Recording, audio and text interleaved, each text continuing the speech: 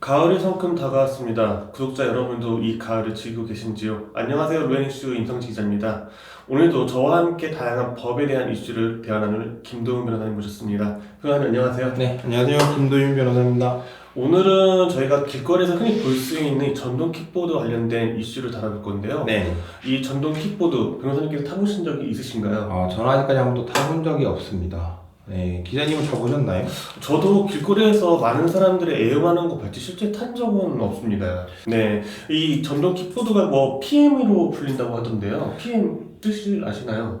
네, 저도 사실 오늘 이 자리에 오기 위해서 찾아왔는데요. 퍼스널 모빌리티의 약자라고 합니다. 그래서 PM이라고 하더라고요. 네, 그렇다면 이 전동 킥보드 어떤 법적 이슈가 있을까요?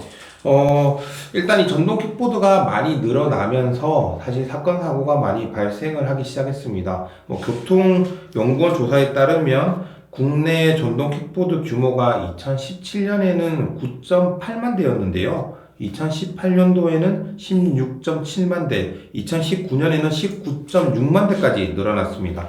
그러다 보니 다양한 사건 사고들이 발생을 하고요. 실제로 이제 사망 사고까지 발생을 했는데요. 기자님, 밖에서 보시면 아시겠지만, 보통 이제 전동 킥보드를 타시는 분들이 헬멧을 착용을 안 하시잖아요. 네, 안 하더라고요. 네, 그리고 또, 분명히 전동 킥보드는 한 명이 타야 되는 기구인데, 두 명, 심지어는 세 명까지 타기도 하거든요. 네, 종종 연인들끼리 타고 다니는 네. 것 같습니다. 그리고 무엇보다 제일 위험한 건 사실 술을 마시고 나서 아무렇지 않게 음주 상태에서 전동 킥보드를 타시는 분들이 많더라고요.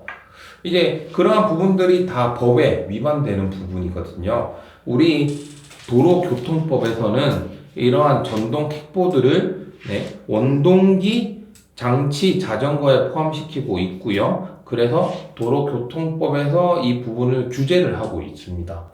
이제 전동 킥보드 많아지다 보니까 이제 정부에서 규제를 시작하게 됩니다. 네네, 이 도로교통법이 좀 개정이 왔다 갔다 한 부분이 있었는데요. 2021년 5월 달에 개정이 돼서요. 이 개정된 도로교통법에 따르면 이전에는 면허가 없어도 운전이 가능했지만 지금은 원동기 면허 이상을 가진 운전자만 이를 운전할 수 있고요. 또 인명보호장구를 착용하지 않거나 승차 정원을 초과해서 탑승하거나 13세 미만 어린이가 운전하도록 한 경우에는 보호자에 대해서 범칙금 과태료가 부과되게 되었습니다. 그렇다면 실제 사례가 있을까요? 네. 일반적으로는 이제 보호장구를 하지 않았다. 또는 이제 승차 정원을 초과해서 탔다. 이런 경우에는 보통 이제 경찰관 분들이 단속을 통해서 범칙금이나 과태료를 물리고요. 가장 그래도 많이 발생하고 가장 위험한 사례는 아무래도 음주를 하시고 나서 이제 전동 킥보드를 운전하시는 분들이시겠죠. 그래서 실제로 이제 그런 판례들이 있습니다. 술을 마시고 전동 킥보드를 타셨는데요. 이분이 그 당시 혈중 알코올 농도가 0.18이었습니다. 네, 그 상태에서 전동 킥보드를 운전하다가 피해자를 쳐서 약 2주간의 상해를 일으켰고요. 그래서 이 피고인에 대해서 징역 1년 2개월 그리고 집행유예 3년이 선고된 예가 있었고요. 그 외에도 음주 상태에서 전동 킥보드를 운전한 피고인에게 벌금 1,000만 원, 500만 원 등등 거의 일반 차량을 운전한 것과 같은 정도의 처벌이 내려진 케이스가 있습니다. 생각보다 이 처벌 수위가 높은데요. 네, 아무래도 이 전동 킥보드가 쉽게 생각하실 수도 있는데요. 주변에서 쉽게 보고 쉽게 탈 수 있으니까 이거 자체가 지금 속도도 어느 정도 나고요. 그리고 이 상대방에 대해서 특히나 이제 도보자에 대해서 큰 위해를 가할 수 있거든요. 그런 부분에서 일반 차량과 거의 동일하게, 특히 음주 같은 경우에는 더더욱 동일하게 그런 형량을 매기고 있는 거죠. 네, 이 전동 킥보드 관련돼서 헌법소원도 사례가 있었다고 네네. 하던데요. 네, 얼마 전에 나온 헌법재판소 판례인데요. 간단하게 사실관계를 말씀드리면 이 청구인은 무릎 관절이 안 좋으셨습니다. 그래서 이전부터 전동 킥보드를 사용하셨는데요. 그때 사용하신 킥보드가 속도가 45km까지 나갔답니다. 근데 이게 오래돼서 이제 바꾸려고 하다 보니까 우리나라의 기준에 따르면 최고 속도가 25km 이하로만 운전할 수 있는 전동 킥보드를 살 수 있는 겁니다. 그러니까 본인의 입장에서는 45km짜리를 타다가 25km짜리를 타려고 하니까 부당하다고 느꼈겠죠.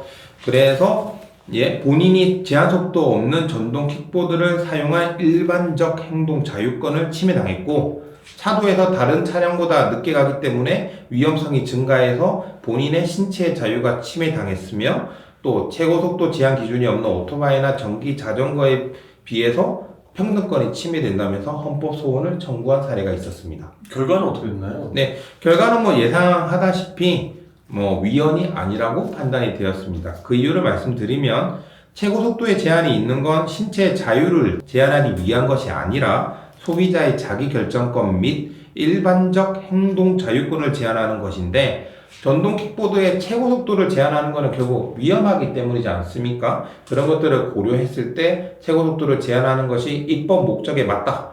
그러니까 소비자의 자기 결정권 및 일반적 행동 자유권 그리고 평등권을 침해한 것이 아니다 라고 판시한 거죠. 아, 그렇습니까?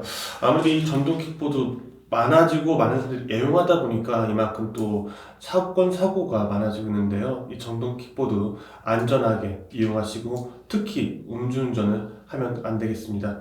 오늘 로이슈 여기서 마치도록 하겠습니다.